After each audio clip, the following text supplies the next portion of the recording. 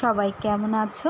নিশ্চয়ই ভালো আছো। আজ চলে এসেছি একটা নতুন রেসিপি নিয়ে। আর আজকের রেসিপি হচ্ছে সয়া বড়ি আলু দিয়ে রান্না করব। আর কথায় আছে না, নাচতে না জানলে উঠান বাঁকা, তেমনি রাঁধতে না জানলে যে জিনিসটা খারাপ লাগে খেতে সেটার দোষ হয়। আর অনেকেই বলে এই সয়া বড়িটা শুধু হিন্দুরাই খায়। এটা সঠিক কথা না। এই সয়া বড়িটাও রান্না করতে জানলে এটাও অনেক মজা লাগে খেতে, আর এটা অনেক মজাদার খাবার। আর এই সয়া বড়িটা রান্নার জন্য প্রথমে কড়াইয়ে জল গরম করতে বসিয়ে দিয়েছি। জলটা গরম হয়ে আসলে সয়া বড়িগুলা জলের মধ্যে দিয়ে দিয়েছি। আর আমি সয়া বড়ির সাথে দুটা আলু ছোট ছোট টুকরা করে নিয়েছি।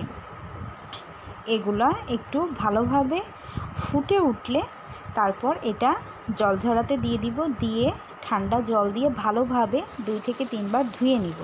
ধুয়ে যতটা সম্ভব চেপে চেপে এর জলগুলা বের করে নিতে হবে। যতটা ভালো জল বের করে নিবে ততটা ভাজার সময় এটা কড়াইয়ে আর লেগে যাবে না।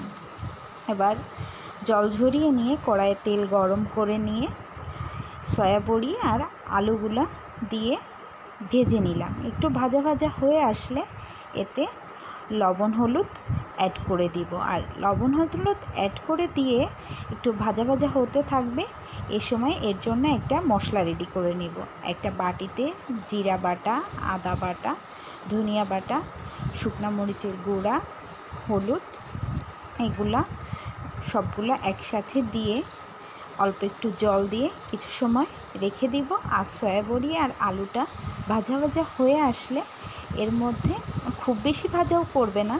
আর এটা মেন সমস্যাই হচ্ছে যে এটা আমরা একদম ভাজা ভাজা হয়ে আসলে বা মশলা কষানো হয়ে গেলে তারপরে আমরা এটা মশলার ভিতরে দিই। এটা হচ্ছে যখন ভাজা পুরাপুরি হবে না, মানে মাঝ বরাবর থাকবে, তখনই মশলাটা দিয়ে ভালোভাবে কষিয়ে নিতে হবে।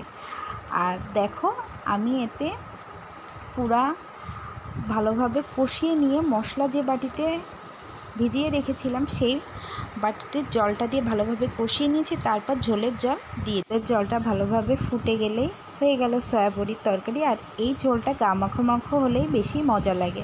তোমাদের কেমন লাগলো অবশ্যই জানিও।